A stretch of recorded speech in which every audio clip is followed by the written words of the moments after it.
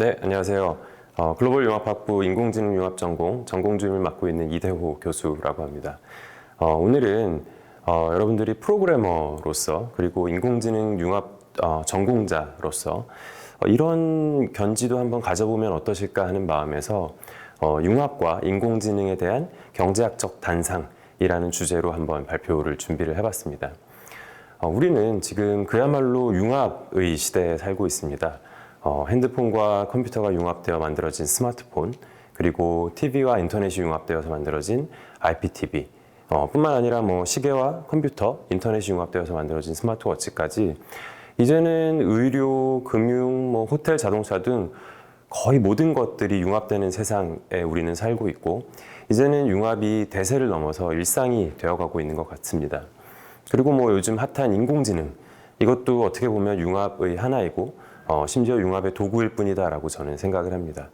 어떤 분들은 그렇게 핫한 인공지능이 융합의 도구이다라는 거에 대해서 동의하지 못하시는 분들도 계실 수 있겠지만 그 부분에 대해서는 제가 가지고 있는 생각을 뒤쪽에서 조금 더 자세하게 말씀을 드리도록 하겠습니다. 요즘 많은 대학들에서 융합 관련된 학과들이 생겨나고 있고, 아마 이 강의를 듣고 계신 많은 분들도 융합과 관련되어 있는 학생분들일 가능성이 높을 것 같은데요. 그런데 정작 이렇게 융합이 많아지고 있음에도 불구하고 우리는 융합이 뭔지, 융합의 정의에 대해서 생각해 본 적은 별로 없는 것 같습니다. 아주 단순하게 생각해서는 무언가 다른 두 개가 합쳐지는 것, 이 정도를 융합으로 생각을 해볼 수 있겠죠. 네이버 사전에 의하면 다른 종류의 것이 녹아서 서로 구별이 없게 하나로 합하여지거나 그렇게 만듦 또는 그런 일을 융합이라고 한다고 합니다. 질문을 바꿔서 융합에 대해서 좀 더 자세히 알아보기 위해서 융합 서비스 혹은 제품들이 공통적으로 가지고 있는 특성을 한번 생각을 해보겠습니다. 왜 융합이 1000년 전도 아니고 100년 전도 아니고 지금 유행인가? 왜 요즘 들어서 융합이 많이 발생을 하는가? 그 원인을 알면 융합의 특성을 알 수 있기 때문에 한번 이런 질문에 대해서 답변을 해볼까요? 제가 생각하는 융합의 원인은 바로 두 가지입니다. 하나는 컴퓨터, 그리고 또 하나는 인터넷이고, 그 중에서도 제가 생각했을 때는 컴퓨터가 가장 중요한 융합의 원인이 아닐까 생각합니다. 이 컴퓨터라는 세상은 원자가 아닌 비트의 세계이고, 이 오프라인 세상은 아날로그로 이루어져 있지만 컴퓨터 세상은 0과 1만으로 이루어진 디지털 세상입니다. 그렇다 보니까 이 텍스트 정보가 디지털로 전환돼서 컴퓨터 안에 저장이 되고 처리가 되죠. 우리가 1960년대, 70년대 컴퓨터라는 걸 생각을 해보면 그때 당시에는 이 CRT라는 모니터 안에 텍스트만이 들어갈 수 있었습니다. 그런데 이 컴퓨터 기술이 발달함에 따라서 지금은 텍스트 외에도 이미지, 사운드, 비디오 같은 다양한 정보들이 컴퓨터 안으로 디지털화 되어서 들어갈 수 있었고, 지금은 이제 기술의 발전으로 인해서 후각 정보나 촉각 정보까지도 디지털로 전환이 될 수가 있죠. 다시 얘기해서 우리가 느낄 수 있는 모든 오감 정보가 디지털로 전환될 수 있는 세상이 되었습니다. 그렇다 보니 지금은 자동차, 냉장고, 세탁기, 비행기, 법률, 의료, 금융 등 모든 것들이 디지털 세상 속으로 융합이 될 수 있게 되었죠. 이제 융합을 조금 더 한번 구체적으로 살펴보겠습니다. 네이버 사전에서 뭐라고 얘기했다고 제가 아까 말씀을 드렸었냐면, 다른 종류의 것이 녹아서 서로 구별이 없게 하나로 합하여지거나 그렇게 만듦, 그런 일, 그리고 이것을 이제 융합이라고 이야기를 했었는데요. 그러면 예를 들어서 쿠팡이츠나 배달의 민족과 같은 음식 배달 융합은 음식과 배달과 인터넷이 녹아서 서로 구별 없게 하나로 합쳐진 것인가요? 또한 자동차 융합은 그러면 자동차와 컴퓨터가 녹아서 서로 구별이 없게 하나로 합쳐진 것인가를 생각을 해보면 그렇지 않다라는 것을 알 수 있습니다.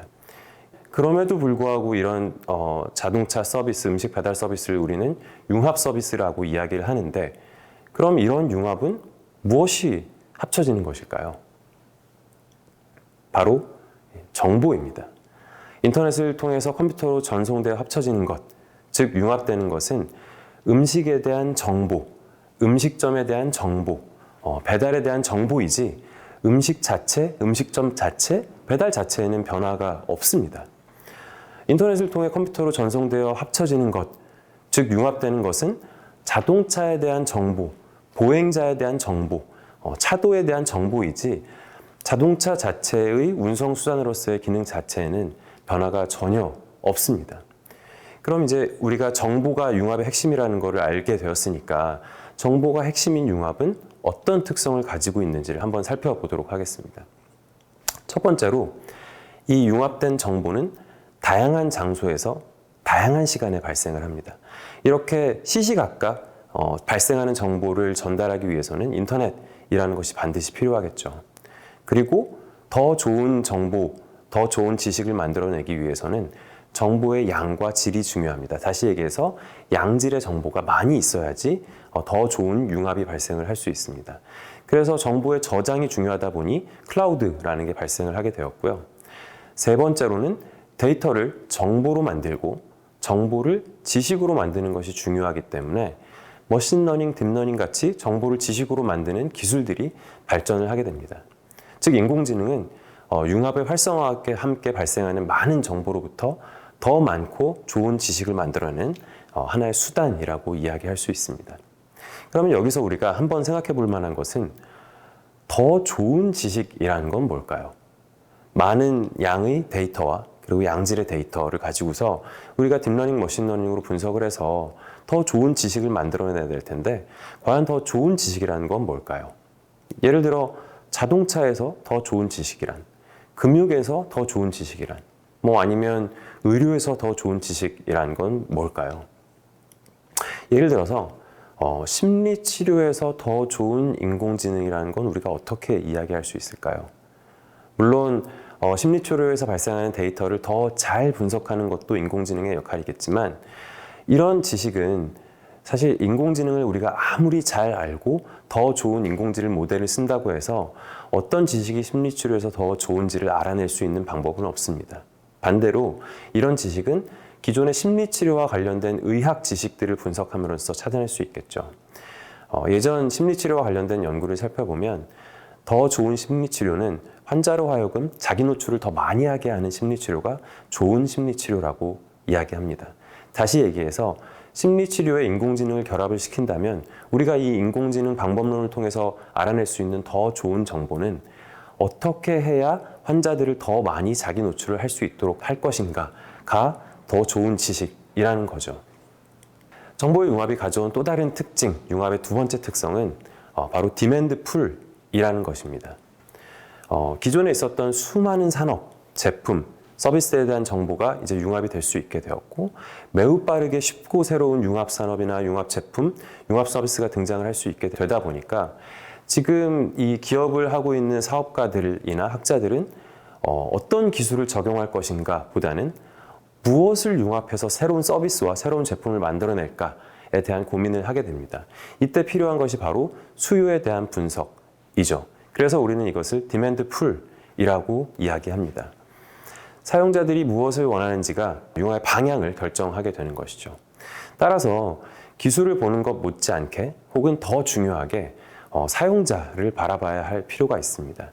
그래서 예전의 시대가 테크놀로지 푸시의 시대, 즉 다시 얘기해서 전화기가 개발되면 그 전화기를 사용해서 멀리 떨어진 사람의 목소리를 들을 수 있게 되고 텔레비전이 개발되면 동영상으로 실시간으로 우리가 시청을 할 수 있게 되고 이런 식으로 새로운 기술이 만들어지면 그거에 따라서 인간의 행태가 변화했던 것과는 달리 지금의 시대는 테크놀로지 푸시가 아니고 디맨드 풀의 시대이기 때문에 사용자가 원하고 소비자가 원하는 것을 기술이 따라가는 형태로 발전하고 있다라고 이해를 하시면 됩니다.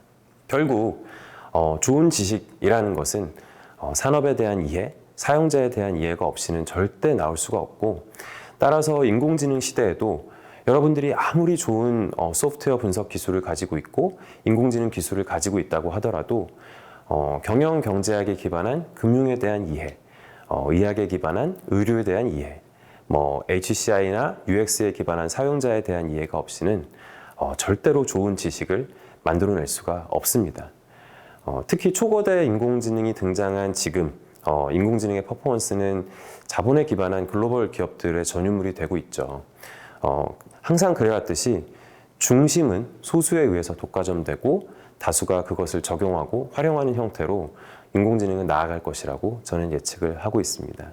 그래서 지금 많은 학생들이 소프트웨어에 관심을 가지고 인공지능 프로그래밍에 관심을 가지고 있지만 그 기술을 개발하는 것과 더불어서 한번 이런 견해를 가지고서 산업에 대한 이해도와 사용자에 대한 이해도를 가질 수 있다면 여러분들이 더 훌륭한 인공지능 융합 인재로서 성장할 수 있을 것이라고 생각합니다. 오늘 발표는 여기서 마치겠습니다.